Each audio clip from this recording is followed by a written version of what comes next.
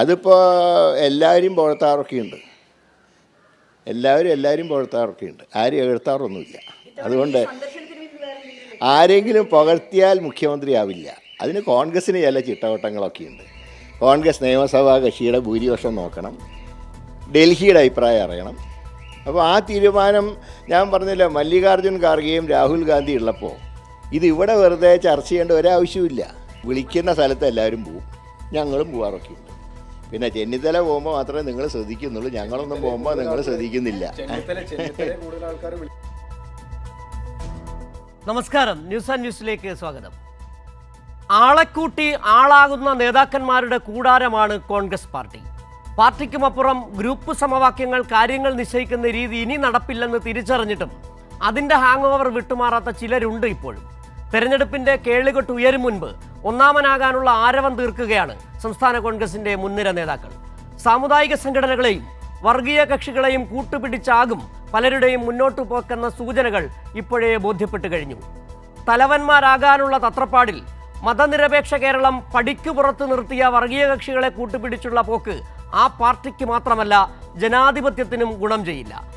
തലവന്മാരെത്ര വന്നാലും പച്ച പിടിക്കുമോ കോൺഗ്രസ് രാഷ്ട്രീയം? ന്യൂസ് ആൻഡ് വ്യൂസ് ചർച്ച ചെയ്യുന്നു. കോൺഗ്രസിൽ തലവന്മാരെത്ര?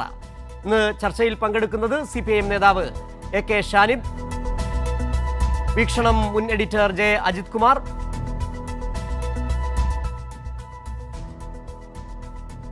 മുതിർന്ന മാധ്യമപ്രവർത്തകൻ A സജീവൻ എന്നിവരാണ്. ഇപ്പോൾ J അജിത് കുമാർ, കഴിഞ്ഞ ദിവസം നമ്മൾ കണ്ടതാണ് ചെന്നിത്തല NSSന്റെ ആസ്ഥാനത്ത് അവിടെ ആ സമ്മേളനത്തിൽ പങ്കെടുത്തുകൊണ്ട് പ്രസംഗിക്കുമ്പോൾ മറ്റൊരിടത്ത് VD സതീശൻ വാർത്താസമ്മേളനം നടത്തുന്നു, പ്രതിപക്ഷ നേതാവ്. മറ്റൊരിടത്ത് മാത്യു കുഴൽനാടൻ MLA വാർത്താസമ്മേളനം നടത്തുന്നു. ചില സൂചനകളാണ്. ആരാണ് ഒന്നാമൻ, ആരാണ് തലവൻ, അടുത്ത തെരഞ്ഞെടുപ്പിൽ ആരാണ് നയിക്കാൻ പോകുന്നത് എന്നുള്ള ചില സൂചനകൾ. അന്ന് സ്വാഭാവികമായും മാധ്യമങ്ങളൊക്കെ തന്നെ വലിയ പ്രാധാന്യം ചെന്നിത്തലയുടെ ആ പ്രസംഗത്തിന് കൊടുക്കുകയും ചെയ്തു. 11 വർഷത്തിന് ശേഷം NSSനോട് അടുത്ത ചെന്നിത്തല എന്നുള്ള അർത്ഥത്തിൽ. ഇവിടെ അസ്വസ്ഥന്മാരുടെ ഒരു കൂടാരം കോൺഗ്രസിൽ ഇപ്പോഴേ തുടങ്ങിക്കഴിഞ്ഞു. കോൺഗ്രസ് അടുത്ത തെരഞ്ഞെടുപ്പിൽ എന്താണ് ചെയ്യാൻ പോകുന്നത്, അവരുടെ സ്ട്രാറ്റജി എന്താണെന്നുള്ളത് കഴിഞ്ഞ പാലക്കാട് നിയമസഭാ ഉപതെരഞ്ഞെടുപ്പിൽ തന്നെ നമ്മൾ കണ്ടതുമാണ്. ഈ തലവന്മാരാകാനുള്ള ഈ തത്രപ്പാട് നിലവിട്ടു പോകുന്നുണ്ടോ? ശ്രീ സിജു, ഞാൻ ഒരു കാര്യം തുടക്കത്തിലേ പറയട്ടെ. ഇപ്പോൾ നമ്മുടെ സ്ക്രീനിൽ കാണുന്ന ഒരു കോൺഗ്രസിൽ തലവന്മാരെത്ര എന്നുള്ള ആ ചോദ്യം, അത് തന്നെ കോൺഗ്രസ് പാർട്ടിയുടെ പാർട്ടിക്കുള്ള വലിയൊരു അംഗീകാരമാണ്. കോൺഗ്രസ് പാർട്ടിയിൽ ഒരുപാട് ഉന്നത ശീർഷരുണ്ട്, എല്ലാം തലപ്പൊക്കമുള്ളവർ. അപ്പോൾ എത്ര തലകൾ എന്ന് നമുക്ക് ഒരുപക്ഷെ എണ്ണിയാൽ തീരത്തില്ല. പക്ഷേ ഇതിൽ ഏതൊക്കെ തലകൾ അവസാനം നിർണായകമാകും എന്നുള്ളത് കാലാന്തരത്തിൽ തെളിയിക്കപ്പെടേണ്ടതാണ്. ഇപ്പോൾ ശ്രീ K മുരളീധരൻ്റെ ആ ഒരു ബൈറ്റ് നമ്മൾ കാണുകയുണ്ടായി.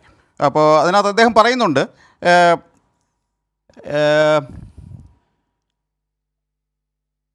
കോൺഗ്രസ് ലെജിസ്ലേച്ചർ പാർട്ടി ഉണ്ട്, കോൺഗ്രസിൻ്റെ ഹൈക്കമാൻഡുണ്ട്, അല്ലെങ്കിൽ കോൺഗ്രസിൻ്റെ സംസ്ഥാന നേതൃത്വമുണ്ട്.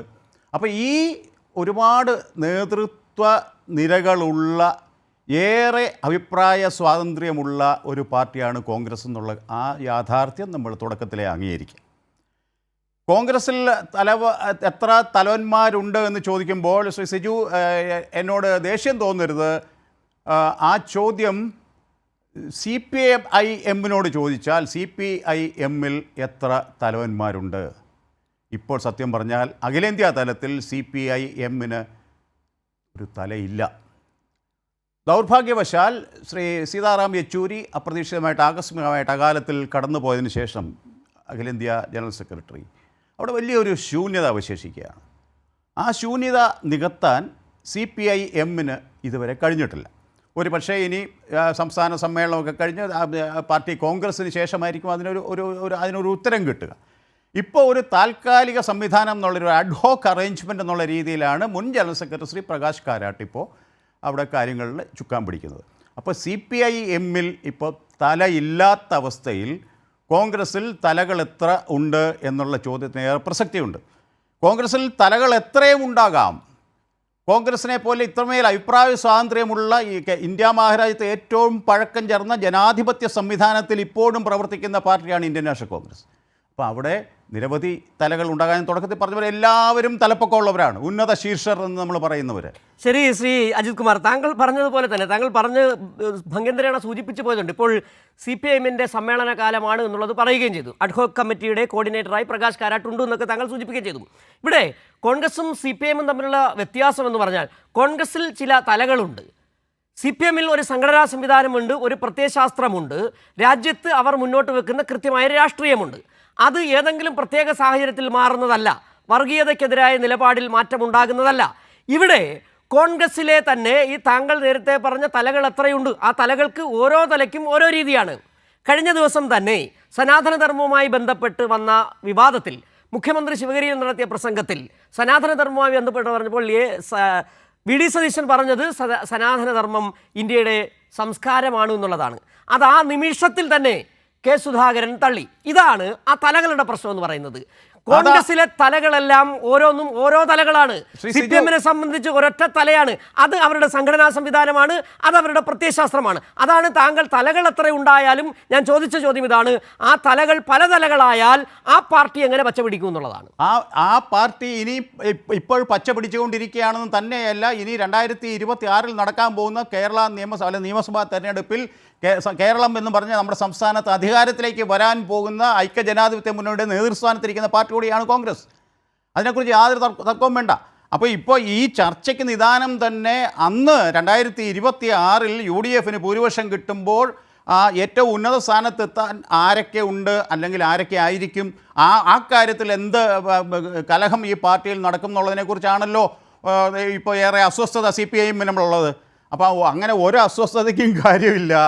തീർച്ചയായും ഞാൻ പറയുന്നു, നേരത്തെ ശ്രീ മുരളീധരൻ്റെ ആ ബൈറ്റിൽ പറഞ്ഞതുപോലെ തന്നെ അങ്ങനെ ഒരു സാഹചര്യം വരുമ്പോൾ, ഒരു UDF അധികാരത്തിലേക്ക് വരുന്നൊരു സാഹചര്യം വരുമ്പോൾ, കോൺഗ്രസ്സിന് ഭൂരിപക്ഷം കിട്ടുന്ന ഒരു സാഹചര്യം വരുമ്പോൾ, അതിനെ ആ മുന്നണിയെ, ആ സർക്കാരിനെ ആര് നയിക്കണം എന്നുള്ളത് അന്നത്തെ സാഹചര്യം അനുസരിച്ച് തീരുമാനിക്കാൻ നിരവധിയായ സംവിധാനങ്ങൾ പാർട്ടി. ശ്രീ ജെ അജിത് കുമാർ, കഴിഞ്ഞ തവണ തന്നെ ഈ 2020 നമ്മുടെ കഴിഞ്ഞ തെരഞ്ഞെടുപ്പിൽ 2021 തെരഞ്ഞെടുപ്പിൽ അന്ന് തന്നെ ഈ രണ്ടാം പിണറായി സർക്കാർ വരില്ലെന്നും മുഖ്യമന്ത്രി കുപ്പായം തച്ചിട്ട നിരവധി കോൺഗ്രസ് നേതാക്കൾ ഉണ്ടായിരുന്നു. സാഹചര്യങ്ങൾ മാറി, ഇനിയിപ്പോൾ ഒരു മൂന്നാം പിണറായി സർക്കാരിലേക്ക് കാര്യങ്ങൾ പോകുന്നു എന്നാണ് രാഷ്ട്രീയ കേരളം വിലയിരുത്തുകയും ചെയ്തത്. കോൺഗ്രസിനെ സംബന്ധിച്ച് കോൺഗ്രസിനെ സംബന്ധിച്ച് ജീവൻ മരണ പോരാട്ടമാണ്. ഇത് നമുക്ക് കാണുമ്പോൾ മനസ്സിലാക്കാൻ കഴിയുന്നത്, ശ്രീ അജിത് കുമാർ, എല്ലാ അടവുകളും പയറ്റുകയാണ്. അതായത് പാലക്കാട് നിയമസഭാ ഉപതെരഞ്ഞെടുപ്പിൽ ജയിച്ചപ്പോൾ ആഹ്ലാദ പ്രകടനം നടത്തിയത് SDPI ആണ്.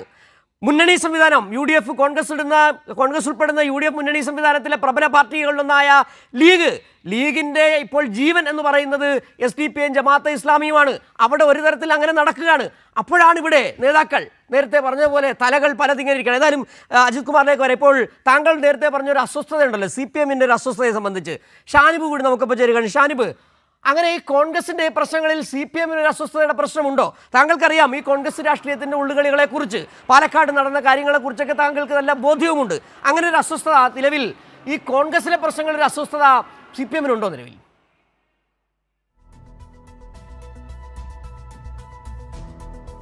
അല്ല, ഒരു ജനാധിപത്യ പാർട്ടി എന്ന നിലയിൽ എല്ലാ പാർട്ടികളിലും പ്രശ്നങ്ങൾ ഉണ്ടാകാതെ പോകണമെന്ന് ആഗ്രഹിക്കുന്നതിൽ തെറ്റില്ല. ആ അർത്ഥത്തിലാണ് അദ്ദേഹം പറഞ്ഞതെങ്കിൽ അതിനെ നമ്മൾ സ്വാഗതം ചെയ്യുന്നു. കോൺഗ്രസിനകത്ത് പ്രശ്നങ്ങൾ ഉണ്ടാകാതെ ഒരു ജനാധിപത്യ പാർട്ടി എന്ന നിലയിൽ അത് കൂടുതൽ നന്നായി പോകണം എന്ന് എല്ലാവരും ആഗ്രഹിക്കുന്നതിൽ തെറ്റില്ല.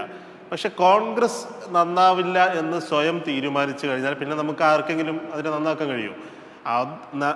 എത്ര തലകളുണ്ട് എന്നതിന് അപ്പുറത്ത് ഒരു നാഥരില്ലാ കളരിയായി കോൺഗ്രസ് മാറിക്കൊണ്ടിരിക്കുകയാണ്. വാളെടുത്തവരൊക്കെ വെളിച്ചപ്പാടാകുന്ന ഒരു കാഴ്ച നമ്മൾ കാണുകയാണ്. നമുക്കറിയാം, സാധാരണഗതിയിൽ കോൺഗ്രസിൻ്റെ പാർലമെൻ്ററി പാർട്ടി ലീഡറാണ് ആ പാർട്ടിയെ അധികാരത്തിൽ വന്നാൽ മുഖ്യമന്ത്രി ആവുക എന്നുള്ളത് അതിനൊരു കീഴ്വഴക്കമാണ്. എന്നാൽ ഇപ്പോൾ അതിനൊരു തർക്കമുണ്ടാവുന്നു. ഇപ്പോൾ എന്തുകൊണ്ടാണ് VD സതീശനെ ആളുകൾ അംഗീകരിക്കാൻ തയ്യാറാകാത്തത്? VD സതീശൻ കേരളത്തിൻ്റെ മുഖ്യമന്ത്രിയായി വരുന്നതിന്, അല്ലെങ്കിൽ അടുത്ത ഒരു പ്രതിപക്ഷ നേതാവായി വരാൻ, പാർലമെൻ്ററി പാർട്ടി ലീഡറായി ഒരു തുടർച്ച ഉണ്ടാകാൻ കോൺഗ്രസിനകത്തുള്ള മറ്റുള്ള നേതാക്കൾ ആഗ്രഹിക്കുന്നില്ല എന്ന് കൃത്യമായി വ്യക്തമായിക്കൊണ്ടിരിക്കുകയാണ്. കാരണം വി ഡി സതീശൻ്റെ അഹങ്കാരവും ധാർഷ്ട്യവും ആളുകളെ അകറ്റുന്ന സമീപനവും ഒക്കെ പൊറുതിമുട്ടി നേതാക്കൾ അതിനകത്ത് പൊറുതിമുട്ടിയാണ് ഇപ്പോൾ നിൽക്കുന്നത്. ആരെയും ചേർത്ത് നിർത്താനോ ആരെയും കൂടെ നിർത്താനോ ഉള്ള സമീപനമല്ല അദ്ദേഹത്തിൻ്റെ ഭാഗത്തു നിന്നുണ്ടാകുന്നത്. ഇതൊക്കെ കഴിഞ്ഞ കുറച്ച് മാസങ്ങളായി അല്ലെങ്കിൽ കുറച്ച് കാലങ്ങളായി ചർച്ച ചെയ്തുകൊണ്ടിരിക്കുന്ന ഒരു വിഷയമാണ്. നമുക്കറിയാം, കോൺഗ്രസിൽ എല്ലാ കാലത്തും ഗ്രൂപ്പുകൾ ഉണ്ടായിട്ടുണ്ട്. ആ ഗ്രൂപ്പുകളുടെ വടംവലിയിൽ കോൺഗ്രസിനകത്തുള്ള തകർച്ചകളും പടലപ്പിണക്കങ്ങളും പ്രശ്നങ്ങളും ഉണ്ടായിട്ടുണ്ട്. എന്നാൽ ഇന്ന് ഗ്രൂപ്പുകൾക്കും മേലെ ഓരോ വ്യക്തികളും ആ വ്യക്തികളുടെ സാമ്രാജ്യങ്ങൾ ഉണ്ടാക്കുന്നത് നമ്മൾ കാണുകയാണ്. ഓരോരുത്തരും മുഖ്യമന്ത്രിമാരാവുകയാണ്. ഓരോരുത്തരും ഓരോ പ്രദേശത്തെ മുഖ്യമന്ത്രിമാരെ പോലെ പ്രവർത്തിച്ചുകൊണ്ടിരിക്കുകയാണ്. ഇന്നിപ്പോൾ കെ മുരളീധരൻ പറഞ്ഞത്, ഞാൻ വരുമ്പോഴും ആളുകൾ കൂടുന്നുണ്ട്, പക്ഷേ അത് നിങ്ങൾ വാർത്തയാക്കുന്നില്ല എന്നാണ്. അതായത് എനിക്കും ഇതിനകത്തൊരു സാധ്യതയുണ്ട് എന്ന് കെ മുരളീധരൻ പറഞ്ഞു വെക്കുകയാണ്.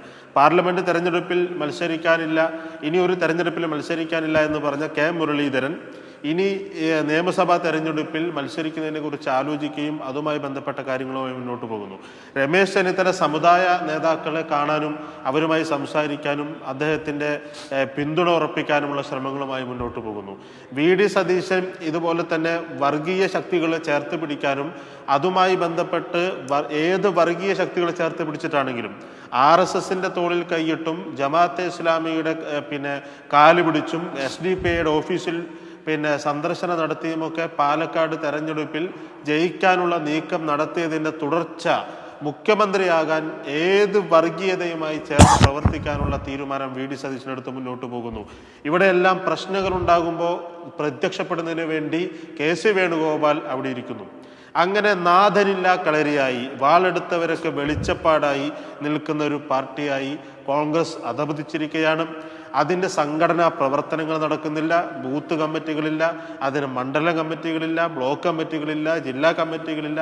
വെറും ഈ മാധ്യമങ്ങളിൽ വന്ന് എനിക്കാണ് ജനപിന്തുണ, എനിക്കാണ് സമുദായങ്ങളുടെ പിന്തുണ എന്ന തരത്തിലുള്ള മുഖ്യമന്ത്രി ആവാനുള്ള പോരാട്ടം അവർ പാർട്ടിക്കകത്ത് നടത്തിക്കൊണ്ടിരിക്കുകയാണ്. കഴിഞ്ഞ തവണ ഇവർ മന്ത്രിസഭ തന്നെ ഉണ്ടാക്കി എന്നാണ്. ഞാൻ ആ സമയത്ത് കോൺഗ്രസ് പാർട്ടിയിൽ ഉണ്ടായിരുന്ന ഒരാളാണ്. ഇവർ മന്ത്രിസഭ വരെ ഉണ്ടാക്കിയ ആളുകളാണ്, വകുപ്പുകൾ വരെ തീരുമാനിച്ച ആളുകളാണ്. എന്നിട്ട് എന്താണ് സംഭവിച്ചതെന്ന് നമുക്കറിയാം.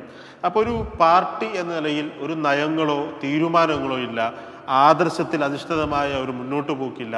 ഇവർക്ക് അധികാരം കിട്ടും എന്നൊരു പ്രതീക്ഷയിൽ ജനങ്ങൾ ഇപ്പോൾ കോൺഗ്രസിന് അധികാരത്തിൽ കയറ്റും എന്ന ഒരു ധാരണയിൽ ദിവാസ്വപ്നത്തിൽ ഇവർ മുന്നോട്ട് പോയിക്കൊണ്ടിരിക്കുകയാണ്. അത് മലർപ്പൊടിക്കാരൻ്റെ സ്വപ്നമായി മാറും.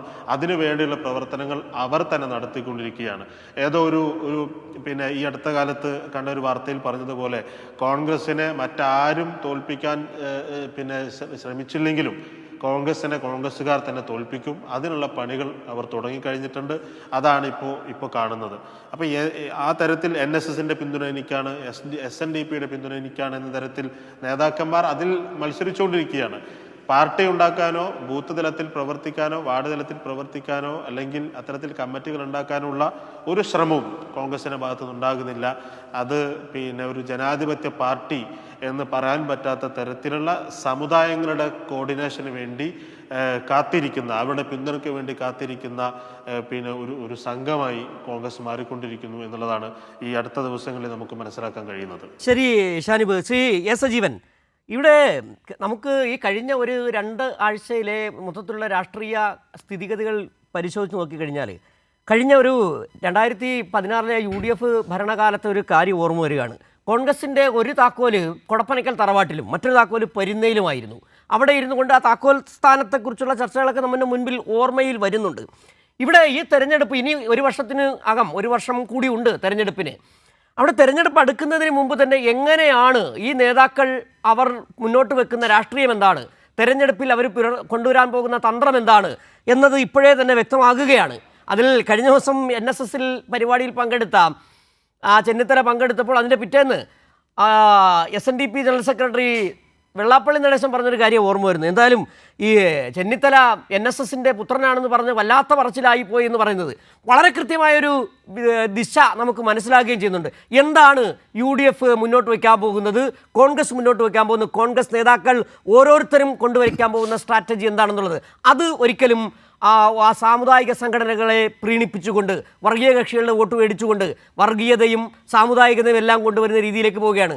അത് ഒരേ സമയം തന്നെ വ്യക്തി അധിഷ്ഠിതമാകുന്നു, ഈ പറയുന്ന പോലെ വർഗീയ അധിഷ്ഠിതമാവുകയും ചെയ്യുന്നു. ഇത് ഗുണം ചെയ്യുമോ കോൺഗ്രസിന്? സി സജീവൻ.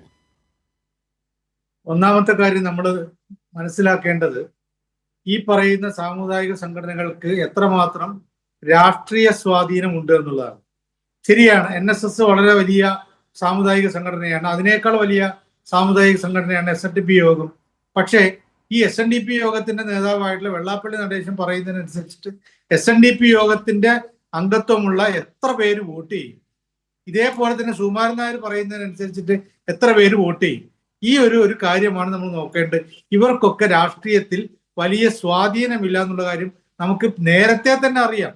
ഈ രണ്ട് സംഘടനകളും ഒരു കാലത്ത് ഈ വെള്ളാപ്പള്ളി നടേശനും സുകുമാരൻ നായരും ഒക്കെ ഇതിന്റെ നേതൃത്വത്തിൽ വരുന്നതിന് മുമ്പേ തന്നെ രാഷ്ട്രീയ പാർട്ടികൾ ഉണ്ടാക്കിയ പ്രസ്ഥാനങ്ങളാണ്. ഈ രണ്ട് സംഘടനകൾക്കും രാഷ്ട്രീയ പാർട്ടികൾ ഉണ്ടായിരുന്നു. എന്നിട്ട് അവര് തനിച്ചല്ല, അവര് മുന്നണിയുടെ ഭാഗമായിട്ട് നിന്ന് കുറച്ചു കാലം. പക്ഷെ പിന്നീട് ഈ രണ്ട് പാർട്ടികളും എവിടേക്കാണ് പോയതെന്നുള്ള കാര്യം നമുക്ക് ആർക്കും അറിയില്ല. ഒരു പാർട്ടിക്ക് ക്ഷയിച്ചു പോകുമ്പോൾ എവിടെയെങ്കിലൊക്കെ ചെറിയ പൊട്ടും പൊടിയൊക്കെ അവശേഷിക്കും. ഒന്നും അവശേഷിക്കാതെ ആ രണ്ട് പാർട്ടികളും ഇല്ലാതായി കഴിഞ്ഞു. അപ്പൊ സ്വാഭാവികമായിട്ടും അതോടുകൂടി തന്നെ നമുക്ക് മനസ്സിലാകും, രാഷ്ട്രീയ പാർട്ടി രൂപീകരിച്ചുകൊണ്ട് ഈ പറയുന്ന ആളുകൾ വെള്ളാപ്പള്ളി നടേശനോ അല്ലെങ്കിൽ സുകുമാരൻ നായരോ ഒക്കെ പറയുന്നതിനനുസരിച്ചിട്ട് വോട്ട് ചെയ്യുന്ന ആളുകളെല്ലാം ഇവിടുത്തെ നായന്മാരും ഏഴുവന്മാരും ഒക്കെ അവർക്ക് അവരുടേതായ രാഷ്ട്രീയമുണ്ട്. പിന്നെ കുറച്ചു പേര് മണിച്ചേട്ടൻ വിളിക്കുന്ന അത്രയും അദ്ദേഹത്തോട് അടുപ്പമുള്ള ആളുകൾ സുകുമാരൻ നായർ പറഞ്ഞ വോട്ട് ചെയ്യായിരിക്കും. അതേപോലെ വെള്ളാപ്പള്ളിയോട് അടുപ്പമുള്ള ആളുകളൊക്കെ കുറച്ചു പേരേക്ക് വോട്ട് ചെയ്യായിരിക്കും, അയാൾ പറയുന്നതനുസരിച്ച് വോട്ട് ചെയ്യായിരിക്കും. എന്തായാലും അവർ രൂപീകരിച്ച വെള്ളാപ്പള്ളിന്റെ മാനസ പ്രസ്ഥാനമായിട്ടുള്ള അദ്ദേഹം അതിന്റെ ഭാഗമല്ലെങ്കിൽ പോലും മകനെ ഏറ്റവും നെടുനായകത്തിൽ കൊണ്ടിരുത്തിയിട്ടുള്ള പ്രസ്ഥാനമാണല്ലോ PDJS. അതിന് എവിടെയാണ് വേരും മറ്റുള്ള കാര്യം നമുക്കറിയാമല്ലോ. അത് BJPക്കാർ വിചാരിച്ചു ഇത് തങ്ങൾ ഇവര് വരുന്നതോട് കൂടിയിട്ട് മുഴുവൻ ഈഴവ വോട്ട് തങ്ങൾക്ക് കിട്ടുന്നു. ഒരു നേട്ടവും ഉണ്ടായില്ല. BJPക്ക് വോട്ട് വർദ്ധിച്ചത് ഈ BDJSനെ കൊണ്ടല്ലല്ലോ. അപ്പൊ സ്വാഭാവികമായിട്ടും സമുദായ നേതാക്കന്മാർക്കുള്ള സ്വാധീനത്തെക്കുറിച്ചുള്ള വലിയ ധാരണയില്ലാതെ അവരുടെ പിന്നാലെ പോവുക എന്ന് പറയുന്നത് ആര് ചെയ്താലും അതൊക്കെ വലിയ കുഴപ്പത്തിലേക്ക് പോകുള്ളൂ. കാരണം അത് അത്ര കിട്ടില്ല. അതല്ലാത്ത രൂപത്തിലൊരു രീതിയിൽ ഇതൊക്കെ കൂടി എല്ലാ ആളുകളുടെയും പിന്തുണ എനിക്കുണ്ട് എന്ന് വരുത്താനുള്ള ഒരു ശ്രമം ഇവിടെ ചെന്നിത്തലയുടെ ഭാഗത്തുണ്ടായിട്ട് അത് നല്ല കാര്യമാണ്. അദ്ദേഹം എവിടെയൊക്കെയാണ് ഗ്യാപ്പ് കിട്ടുന്നത് അതിനനുസരിച്ചിട്ട് മുന്നേറാൻ ശ്രമിച്ചിട്ടുണ്ട്. അദ്ദേഹം അത് 2021 പറഞ്ഞിട്ടുമുണ്ട്. 2021 സ്വാഭാവികമായിട്ടും അതിനു മുമ്പത്തെ പ്രതിപക്ഷ നേതാവായിരുന്ന രമേശ് ചെന്നിത്തലയെ വീണ്ടും പ്രതിപക്ഷ നേതാവാക്കാൻ സാധ്യതയുണ്ടായിരുന്ന ഘട്ടത്തിൽ അതിൽ നിന്ന് മാറ്റിയിട്ടാണല്ലോ VD സതീശനെ അവിടെ പ്രതീക്ഷിക്കുന്നത്. അന്ന് മാധ്യമപ്രവർത്തകർ ചോദിച്ചപ്പോൾ രമേശ് ചെന്നിത്തല പറഞ്ഞത്, ഞാൻ അടുത്ത തവണ മുഖ്യമന്ത്രി സ്ഥാനത്തേക്കുള്ള മത്സരത്തിൽ ഒരു സ്ഥാനാർത്ഥിയായിരിക്കുന്നതാണ്. 2021 പറഞ്ഞ കാര്യമാണ്. അത് അദ്ദേഹം കിട്ടിയ ചാൻസിൽ ഉപയോഗിച്ചു. കാരണം അദ്ദേഹത്തിന് ഈ ഒരു പിണക്കം ഉണ്ടായിരുന്നത് പിന്നെ NSSുമായിട്ടാണ്. അവിടെ ആ പ്രശ്നം പരിഹരിക്കാൻ നോക്കുന്നു. വെള്ളാപ്പള്ളി നടേശനുമായിട്ട് നല്ല ബന്ധം ഉണ്ടാക്കുന്നു. അങ്ങനെ ഒരു പരിഹരിക്കാനുള്ള ശ്രമം നടന്നു. അതിനേക്കാളൊക്കെ അപ്പുറത്ത് VD സതീശന്റെ ഈ എന്താണ് വളരെ പെട്ടെന്നുള്ള വികാരപരമായിട്ടുള്ള പ്രതികരണങ്ങളുണ്ട്. അതാണ് അദ്ദേഹത്തിന് ഏറ്റവും വലിയ കുഴപ്പവും. അതാണ് മുനമ്പത്തിൽ ഉണ്ടായത്. മുനമ്പത്തിൽ മുസ്ലിം ലീഗിന്റെ മുസ്ലിം സമുദായത്തിന്റെ ഒക്കെ താല്പര്യം പോലും നോക്കാതെ, ഒരു കോൺഗ്രസ്സുകാരുടെ പോലും ശരിയായ താല്പര്യം നോക്കാതെ ഉടനെ തന്നെ വഖഫ് ഭൂമിയല്ല എന്ന് പറഞ്ഞു. ഇപ്പോ അത് വളരെ ശക്തമായ രൂപത്തിൽ ഈ സതീശന്റെ നിലപാടിനെതിരെ മുസ്ലിം സമുദായം നിൽക്കുകയാണ്. മുസ്ലിം സമുദായത്തിലെ എല്ലാ വിഭാഗങ്ങളും, സുന്നികള് എല്ലാവരും, അതേപോലെ തന്നെ മുജാഹിദുകള്, ജമാഅത്തെ ഇസ്ലാമി തുടങ്ങിയ എല്ലാ സംഘടനകളും സതീശൻ പറഞ്ഞതിന് വിരുദ്ധമായിട്ട് നിലപാടാണ്. അതുകൊണ്ടാണ് സതീശനിൽ നിന്ന് വിട്ടുമാറിയിട്ടൊരു നിലപാടിലേക്ക് ലീഗ് പോകുന്നത്. ഇത് തന്നെ ഈ പോരാട്ടം കാര്യം വരുമ്പോഴും കോൺഗ്രസിനകത്ത് സംഭവിക്കുന്നത് പോരാട്ടമാണ്. നമ്മൾ കാണേണ്ടത് അദ്ദേഹത്തെ അവിടെ ക്ഷണിച്ചാൽ പോകുന്നത് നല്ലതല്ല എന്നൊക്കെ VD സതീശൻ പറയും. പക്ഷെ അതിനേക്കാളൊക്കെ അപ്പുറത്ത് ഇവരുടെ പ്രതികരണങ്ങൾ, മറ്റു നേതാക്കന്മാരുടെ പ്രതികരണങ്ങൾ, ഇപ്പൊ ഏറ്റവും ഒടുവിലായിട്ട് മുരളീധരൻ എന്തൊക്കെ പറഞ്ഞത്, മറ്റുള്ള രമേശ് ചെന്നിത്തല പോകുന്നതൊക്കെ നിങ്ങൾ കാണും, ഞങ്ങൾ പോകുന്നത് കാണില്ല എന്നൊക്കെ ഭാഗത്ത് പറയുന്നു. ഏതെങ്കിലും സംഘടനയുടെ പരിപാടിക്ക് ക്ഷണിച്ചുകൊണ്ട് മുഖ്യമന്ത്രി ആവില്ല എന്ന് പറയുന്നു. ഇതൊക്കെ ആരെങ്കിലും ചോദിച്ചോ? ഇവർ പറയേണ്ടത് കേട്ടോ. ഈ കോൺഗ്രസിനകത്ത് ഇപ്പോ ഇതിന്റെ പേരിൽ വലിയ ചക്കളത്തി പോരാട്ടത്തിലേക്ക് മാറിയിട്ടുണ്ട്. അതാണ് ഏറ്റവും വലിയ പ്രശ്നവും. 2021 നേരത്തെ പറയാം, രണ്ടാം പിണറായി സർക്കാർ ഉണ്ടാവാൻ സാധ്യതയില്ലാത്തൊരു ഘട്ടമായിരുന്നില്ല. ഏറ്റവും കൂടുതൽ വിമർശനങ്ങൾ സർക്കാരിനെതിരെ ഉണ്ടായിരുന്നു. ഒട്ടേറെ പ്രശ്നങ്ങൾ മുഖ്യമന്ത്രിക്കെതിരെ പോലും രൂക്ഷമായ രൂപത്തിൽ ആയുധങ്ങളായിട്ട് പ്രതിപക്ഷം രംഗത്തിറങ്ങിയതാണ്. ആ ഘട്ടത്തിൽ പോലും എന്തുകൊണ്ടാണ് ഈ 8 സീറ്റ് കൂടുതൽ നേടിയിട്ട് LDF ജയിച്ചത്? അതാണ് നമ്മൾ നോക്കുക. കോൺഗ്രസ്സുകാർ അത് പരിശോധിച്ചില്ല. എന്തുകൊണ്ടാണ് 2021 കയ്യിൽ കിട്ടുമായിരുന്ന ഭരണവിരുദ്ധ വികാരത്തിന്റെ പേരിൽ കയ്യിൽ കിട്ടുമായിരുന്ന അധികാരം തങ്ങൾക്ക് കിട്ടാതെ പോയെന്നുള്ള കാര്യം ഇപ്പോഴും കോൺഗ്രസ്സുകാർ ശരിയായ രൂപത്തിൽ വിലയിരുത്തിയിട്ടില്ല. അത് വിലയിരുത്തിയാൽ അവർക്ക് 2026 കൃത്യമായിട്ട് പോകാൻ പറ്റും. അത് വിലയിരുത്താതെയാണ് ഇപ്പോഴും മുന്നോട്ടേക്ക് പോകുന്നത്. 2021 8 സീറ്റ് കൂടുതൽ കിട്ടുകയാണ്. ഇത്രയും കോളിളക്കങ്ങളൊക്കെ ഉണ്ടായിട്ട് പോലും, സ്വർണ്ണക്കടത്തുമായിട്ട് ബന്ധപ്പെട്ട കുറെ പ്രശ്നങ്ങൾ ഉണ്ടായിട്ട് പോലും അത്ര ഇല്ലല്ലോ ഇപ്പോ.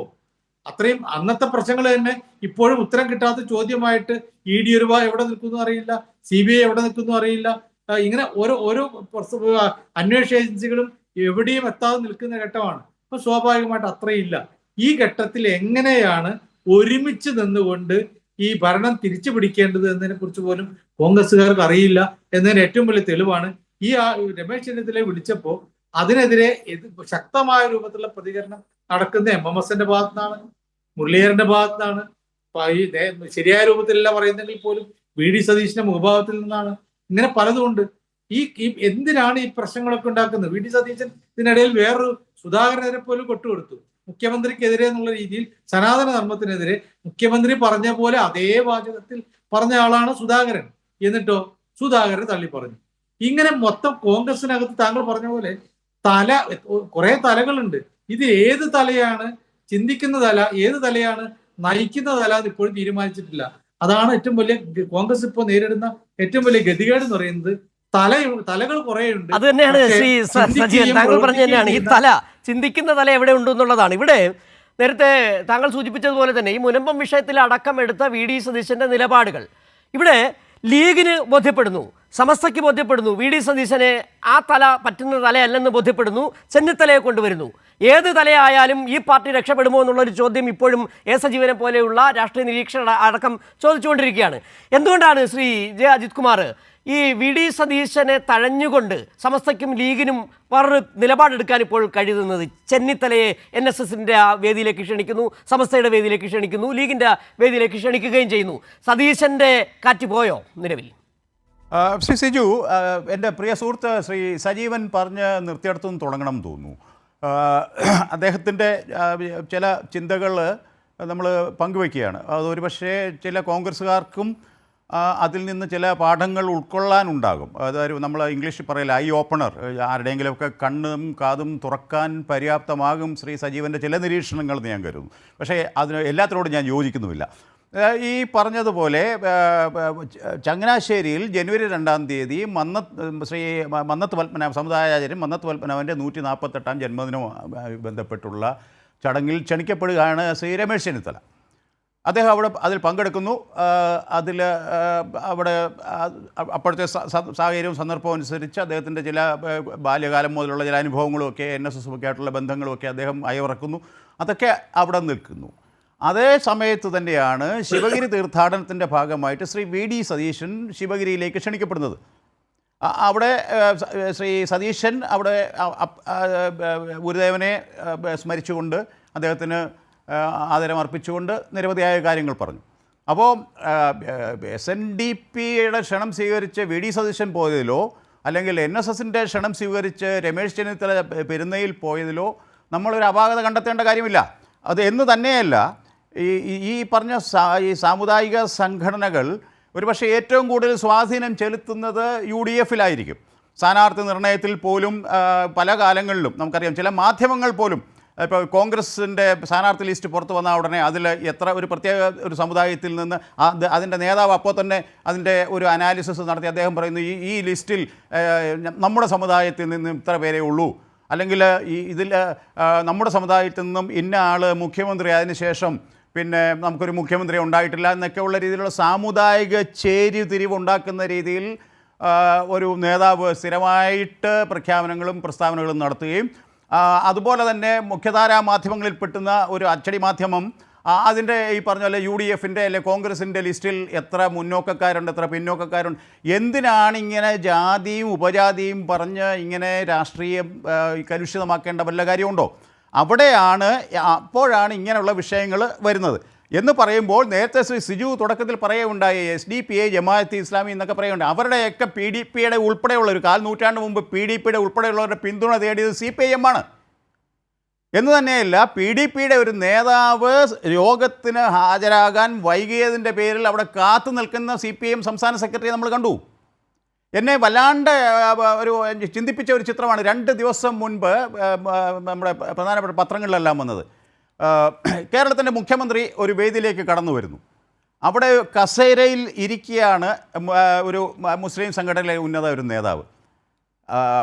സാധാരണ ആ ഒരു രീതിയിൽ ആര് വന്നാലും, നമ്മുടെ വീട്ടിലാണെങ്കിൽ പോലും ആര് വന്നാലും നമ്മളൊന്ന് ബഹുമാന സൂചകമായിട്ടൊന്ന് വാതിൽക്കൽ ചെല്ലുകയോ അല്ലെങ്കിൽ ഒന്ന് എഴുന്നേറ്റ് നിൽക്കുകയോ ചെയ്യുന്നൊരു മര്യാദയുണ്ട്. ഈ ഉന്നതനായ ഈ മുസ്ലിം സംഘടനാ നേതാവ് മുഖ്യമന്ത്രി കടന്നു വന്നിട്ട് അദ്ദേഹത്തിൻ്റെ ആ ആസനത്തിൽ നിന്നും തൻ്റെ സ്വന്തം ആസനം ഒന്ന് പൊക്കാൻ പോലും അദ്ദേഹം ശ്രമിക്കുന്നില്ല. ആ ചിത്രം എനിക്കത് സത്യം പറഞ്ഞാൽ എനിക്ക് അതിനകത്ത് ഒരുപാട് എന്താ പറയുക, പിന്നെ ബാക്കി എന്തൊക്കെ അഭിപ്രായ വ്യത്യാസങ്ങളൊക്കെ ഉണ്ടെങ്കിൽ പോലും ഒരു മുഖ്യമന്ത്രിയോട് കാണിക്കേണ്ട ഒരു കേവല മര്യാദ ഈ സമുദായ നേതാവ് കാണിച്ചില്ല എന്നുള്ള തോന്നൽ എൻ്റെ മനസ്സിലുണ്ടായി. ഇദ്ദേഹം തന്നെ വേറൊരു സംഘടനാ നേതാവിന് വേണ്ടി വേറൊരു ഈ പറഞ്ഞ പോലെ ന്യൂനപക്ഷം ഭൂരിപക്ഷം വർഗീയ കക്ഷി എന്നൊക്കെ പറയുന്ന പോലെയുള്ള അങ്ങനെ ഡബ് ചെയ്യപ്പെട്ട അങ്ങനെ മുദ്ര കുത്തപ്പെട്ട ഒരു കക്ഷിയുടെ നേതാവിന് വേണ്ടി കാത്തിരുന്ന ആൾ തന്നെയാണ്. അപ്പോൾ ഇദ്ദേഹം കടന്നു വന്നപ്പോൾ ഈ പറഞ്ഞ മറ്റൊരു സമുദായ സംഘടനയുടെ ഒരു ആത്മീയ ആചാര്യൻ വേണ്ട രീതിയിൽ കേരളത്തിൻ്റെ മുഖ്യമന്ത്രിയെ ബഹുമാനിച്ചില്ല എന്നുള്ള തോന്നലുള്ള ഒരു പൗരനാണ് ഞാൻ. അപ്പോൾ അവിടെ ഈ പറഞ്ഞ സമുദായ സംഘടനകളെയൊക്കെ പിന്തുണ തേടി നടക്കുകയാണ് ഇപ്പോഴും CPIM അതിൻ്റെ നേതാക്കന്മാരും. CPIM-ൽ ഈ പറഞ്ഞതുപോലെ സിജു ഞാൻ പറഞ്ഞാൽ ഈ തുടക്കത്തിൽ പറഞ്ഞത് എത്ര തലകൾ, എത്ര അഭിപ്രായങ്ങളുണ്ട്. എത്ര അഭിപ്രായം എന്ന് പറയുമ്പോൾ ഏറ്റവും കൂടുതൽ അംഗങ്ങൾ ഇപ്പോൾ കേന്ദ്ര PB-യിൽ കേരളത്തിൽ നിന്നാണല്ലോ. അല്ല ശ്രീ ജയകുമാർ, ഞാൻ ഇടപെടുകയാണ്. എത്ര അഭിപ്രായങ്ങൾ CPM-ൽ എവിടെയാണ് എത്ര അഭിപ്രായങ്ങൾ വന്നിട്ടുള്ളത്? ഏറ്റവും ഒടുവിലായി ഏറ്റവും വ്യത്യസ്ത അഭിപ്രായങ്ങൾ രൂപപ്പെട്ടത് VD സതീശൻ്റെ ഭാഗത്തു നിന്നും K സുധാകരൻ്റെ ഭാഗത്തു നിന്നുമാണ്. സനാതന ധർമ്മം എന്ന് പറയുന്ന കേരളം ഇന്ന് ചർച്ച ചെയ്യുന്ന ഏറ്റവും വലിയ വിഷയം. താങ്കൾ പറഞ്ഞല്ലോ ശിവഗിരിയിൽ പോയി VD സതീശൻ പ്രസംഗിച്ചത്. എവിടെ നിന്നാണ് VD സതീശൻ പ്രസംഗിച്ചത്? സനാതന ധർമ്മത്തെ എതിർക്കുന്ന, വർണ്ണാശ്രമധർമ്മത്തെ എതിർത്ത ശ്രീനാരായണ ഗുരുവിൻ്റെ വേദിയിൽ പ്രസംഗിച്ചിട്ടാണ് വന്ന് RSSൻ്റെ നാവിൽ VD സതീശൻ പറയുന്നത് സനാതനധർമ്മം ഭാരതത്തിൻ്റെ സംസ്കാരമാണെന്ന്. സനാതനധർമ്മം മുന്നോട്ട് വെക്കുന്നത് ശ്രേണീബദ്ധമായ ജാതി വ്യവസ്ഥ തന്നെയാണ്, വർണ്ണാശ്രമധർമ്മം തന്നെയാണ്. അത് തിരിച്ചു കൊണ്ടുവരണമെന്ന് പറയുന്ന മോഹൻ ഭാഗവത്തിന്റെ വാക്കുകൾ അതേപടി പറഞ്ഞത് VD സതീശനാണ്. അത് ശരിയല്ലെന്ന് പറഞ്ഞത് സുധാകരനാണ്. അവിടെ രണ്ടഭിപ്രായം പറഞ്ഞത് കോൺഗ്രസ് അല്ലേ? ഈ വിഷയത്തിൽ ഒറ്റ നിലപാടല്ലേ CPM-ന് ഉണ്ടായിരുന്നുള്ളൂ? അവിടെ വേറെ നിലപാടുണ്ടായിരുന്നു. അവിടെയാണ് അപകടം. CPM-ന്റെ ഒറ്റ നേതാവേ ഉള്ളൂ ഇപ്പോൾ CPIM-ന്. ആ നേതാവിനെ ചോദ്യം ചെയ്യാൻ പോലും ഇവിടെ ആർക്കും ത്രാണിയില്ല, അതിനുള്ള ധൈര്യമില്ല.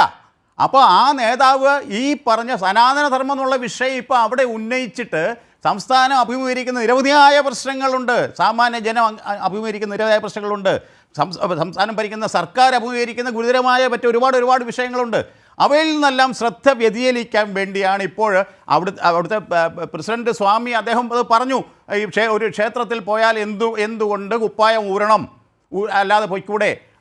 നമുക്ക് കൃത്യമായും നമുക്ക് ഓർമ്മയുണ്ട്, മുൻപ് ഇതുപോലെ തിരുവിതാംകൂർ ദേവസ്വം ബോർഡിന് ഒരു RSPയിൽ നിന്നുള്ള ഒരു പ്രസിഡൻ്റ് ഉണ്ടായിരുന്നു, പ്രാക്കുളം പാസി എന്നാണ് എൻ്റെ ഓർമ്മ. അദ്ദേഹം പ്രസിഡൻ്റ് ആയിരുന്ന കാലത്ത് ക്ഷേത്രങ്ങളിൽ തിരുവിതാംകൂർ ദേവസ്വം ബോർഡിൻ്റെ കീഴിലുള്ള ക്ഷേത്രങ്ങളിൽ ഷർട്ട് ഊരേണ്ടതില്ല, ഷർട്ട് ധരിച്ചുകൊണ്ട് പ്രവേശിക്കാം എന്ന് അന്നൊരു തീരുമാനമെടുത്തിരുന്നു. അന്ന് അതിനെക്കുറിച്ച് ഒരു അത് വളരെ കാലങ്ങൾക്ക് മുമ്പാണ്, നമ്മുടെയൊക്കെ കുട്ടിക്കാലത്ത്. അപ്പോൾ നമ്മളൊക്കെ അതിനെ സ്വാഗതം ചെയ്താ, ഇനിയിപ്പോൾ ഉടുപ്പൂരുണ്ടല്ലോ, ബനിയനൂരുണ്ടല്ലോ, ധൈര്യമായിട്ട് കയറാമല്ലോ എന്ന്. അപ്പോൾ ഒരു ക്ഷേത്രത്തിൽ ഷർട്ട് ഊരിയിട്ട് കയറണോ വേണ്ട എന്നുള്ളതാണോ ഇപ്പോൾ കേരളം അഭിമുഖീകരിക്കുന്ന ഏറ്റവും വലിയ പ്രശ്നം? സനാതനധർമ്മം എന്നുള്ളതിനെക്കുറിച്ച് വലിയ ഗ്രാഹ്യം ഈ പറയുന്ന ഒരു നേതാക്കന്മാർക്കും ഇല്ല, നമുക്കാർക്കും ഇല്ല. സനാതനധർമ്മം അതിനൊക്കെ അപ്പുറത്ത് നിൽക്കുന്ന ഒരു സാധനമാണ്. അത് അങ്ങനെ പറയുമ്പോഴാണ് ഇതിനെ താങ്കൾ പറഞ്ഞ ഞാൻ ഇടപെടുകയാണ്. കോൺഗ്രസ് പല കാലത്തും എടുത്തിട്ടുള്ള നിലപാട്, ഇങ്ങനെ ധാരണയില്ലായ്മ തുടർന്ന് എടുത്ത നിലപാടുകൾ അത് തന്നെയാണ് ആ പാർട്ടിയെ കൊണ്ട് അധപതനത്തിൽ എത്തിച്ചത്. എവിടെയാണ് ഇത്തരത്തിൽ മൗനം പാലിച്ചിട്ടുള്ളത്? കോൺഗ്രസ് മൗനം പാലിച്ചപ്പോഴൊക്കെ അവിടേക്ക് സംഘപരിവാർ കടന്നു കയറുകയായിരുന്നു, അതിനുള്ള അവസരം ഒരുക്കുകയായിരുന്നു. താങ്കൾ പറഞ്ഞതിന് ഒരു ഷാനിബിന് മറുപടി പറയേണ്ടി വരും. ഷാനിബ്, ശ്രീ അജിത് കുമാർ പറഞ്ഞത്. ഇവിടെ സനാതനധർമ്മമാണോ വലിയ വിഷയം? കേരളം അഭിമുഖീകരിക്കുന്ന വലിയ പ്രശ്നങ്ങളിൽ നിന്നും വിടുന്നതിന് വേണ്ടിയാണ് ഈ ഒരു ചർച്ച ഇപ്പോൾ CPM മുഖ്യമന്ത്രി കൊണ്ടുവന്നതാണ്. ആ ഒരു അഭിപ്രായത്തോട് ജെ അജിത് കുമാറിൻ്റെ ആ നിലപാടിനോട് താങ്കൾക്ക് എന്താണ് മറുപടി പറയാനുള്ളത് ശ്രീ ഷാനിബ്?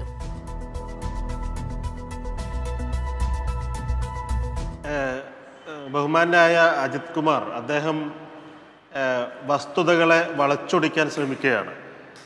അദ്ദേഹം അതിൻ്റെ പറഞ്ഞു വന്നപ്പോൾ തന്നെ അദ്ദേഹം സൂചിപ്പിച്ചൊരു കാര്യമുണ്ട്. സ്വാമി സച്ചിദാനന്ദ സരസ്വതി അദ്ദേഹത്തിൻ്റെ ഒരു അഭിപ്രായമായി പറഞ്ഞ കാര്യത്തിൻ്റെ തുടർച്ചയായിട്ടാണ് കേരളത്തിൻ്റെ മുഖ്യമന്ത്രി പറഞ്ഞത്. അദ്ദേഹം പറഞ്ഞ അഭിപ്രായം നല്ല ഒരു അഭിപ്രായമാണ്, അതെല്ലാവരും പരിശോധിക്കേണ്ടതാണ്. അത് പിന്നെ അതുമായി ബന്ധപ്പെട്ട ആളുകൾ, ദേവസ്വം വകുപ്പുമായി ബന്ധപ്പെട്ട ആളുകൾ, ദേവസ്വം ബോർഡുമായി ബന്ധപ്പെട്ട ആളുകൾ അക്കാര്യങ്ങൾ പരിശോധിക്കേണ്ടതാണ്. എനിക്ക് അഭിപ്രായത്തോട് യോജിപ്പാണ് എന്നാണ് മുഖ്യമന്ത്രി പറഞ്ഞത്. അല്ലാതെ ഒരു വിഷയം അദ്ദേഹത്തിൻ്റെതായ ഒരു വിഷയം എടുത്തിടുകയായിരുന്നില്ല. ഈ രീതിയിൽ ഇത് തെറ്റിദ്ധരിക്കാൻ ശ്രമിക്കുകയാണ്.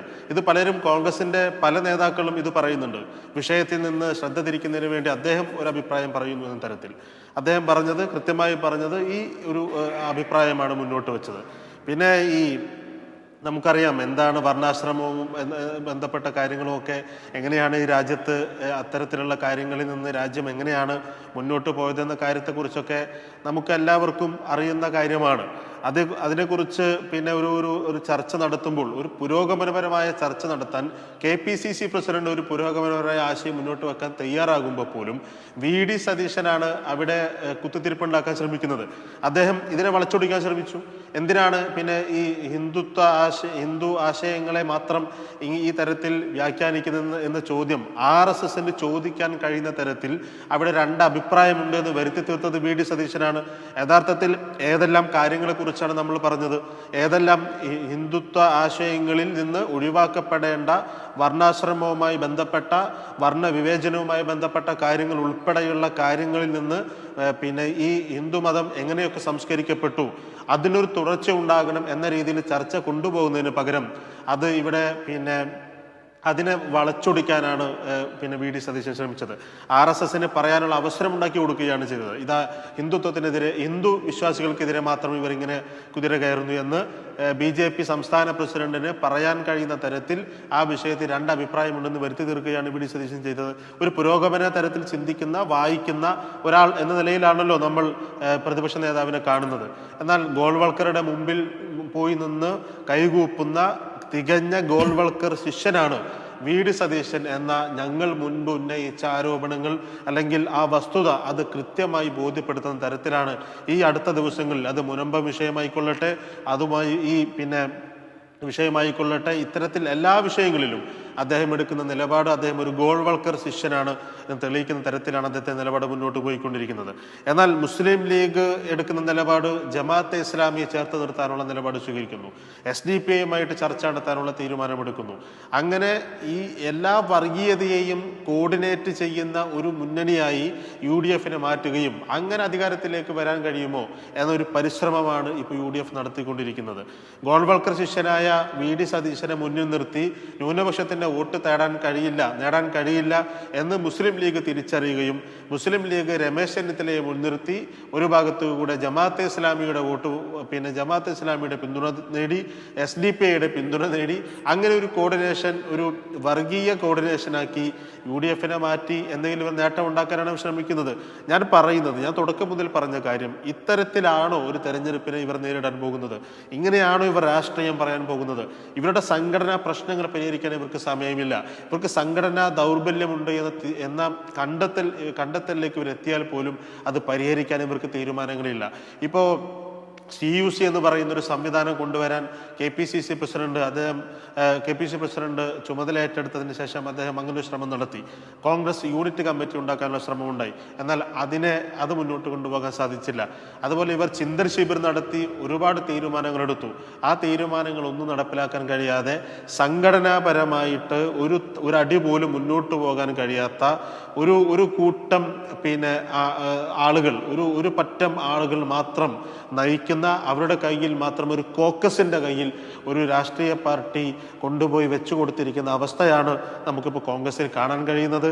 ഈ പറയുന്ന തരത്തിലുള്ള സനാതന ധർമ്മവുമായി ബന്ധപ്പെട്ട കാര്യങ്ങളിൽ കോൺഗ്രസിന് എന്ത് നിലപാടാണ്? കോൺഗ്രസ് മുൻകാലങ്ങളിൽ എടുത്ത പുരോഗമനപരമായ നിലപാടുകൾ മുഴുവൻ തകിടം മറിക്കുന്ന തരത്തിലാണ് ആ വിഷയത്തിലൊക്കെ വി ഡി സതീശൻ നിലപാടെടുത്തത്. എന്താണ് മുഖ്യമന്ത്രി പറഞ്ഞത് എന്ന് നമുക്കറിയാം.